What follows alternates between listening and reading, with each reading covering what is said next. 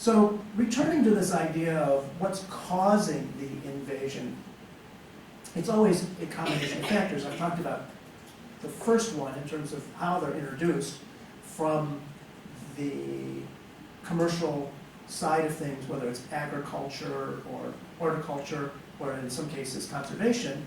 We know they're spread by wind, water, and animals, other ways through construction equipment, foot traffic. But we're also creating and optimizing conditions where these plants can thrive.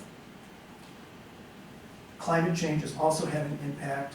We don't really understand the degree in which it's having an impact, but over the next few years, there are going to be many, many more peer-reviewed papers published on this subject.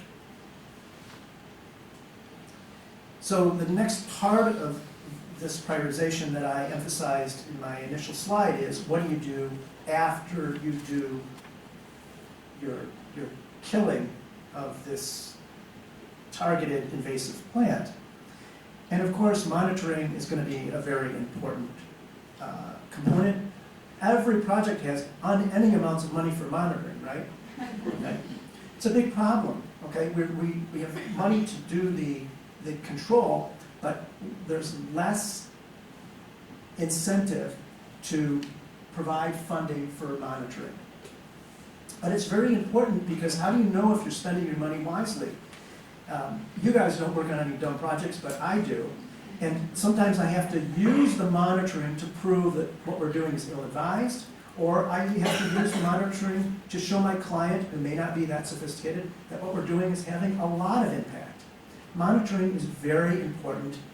We have developed some very low-cost, low-tech ways to get a lot of monitoring done without blowing a lot of budget, and that's important. But the thing that I'm really focused on is, what are we really trying to do? We're not really just trying to kill the invasives, we're trying to improve the landscape. If you have a high-quality ecosystem, maybe the only thing you need to do is remove the invasive species. We love those projects. I'm sure you love those projects. The seed bank is intact. Just by releasing the native species, you get an enormous benefit. But not all the projects we work on are like that. And many of them require some sort of restoration. And in many of the projects we work on, they're completely recreated. This is a 50-acre prairie planting that is going to be full of invasive plants. It's a very different kind of project. And when we implement a restoration, we always, in our design process, we always start at the maintenance and work back towards a design. Initially, that may sound not very intuitive or unintuitive to you, but we don't want to create something that we have no way to maintain. I want to design something that can be maintained and be successful in the long run. So I'm going to wind up my talk here with just 2 more slides, and this is something that I don't have an answer to, but it is something that we are faced among me and my staff all the time. What should we do? How should we bid this project? We don't have enough information. How do we know that the control techniques we're going to use are appropriate to the site? We are always faced with this question of what to do when you don't have enough of the information. That's one of the benefits of the roundtable, and one I'll be really interested in sitting in on, hearing the challenges that you have, that I have, and seeing how people resolve them.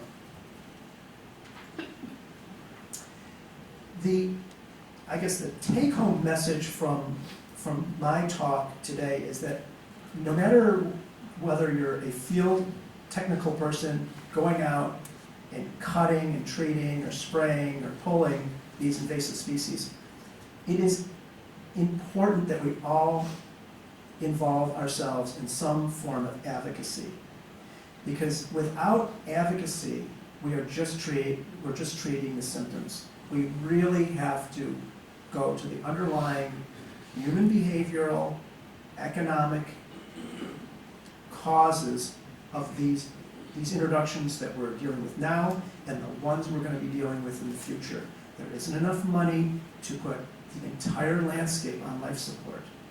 So that is the thrust of my talk today, is think about how you can participate in some sort of advocacy, whether you're working with your local representative, your local townships, rewriting landscape ordinances, working on some other level other than just going out and killing the plants.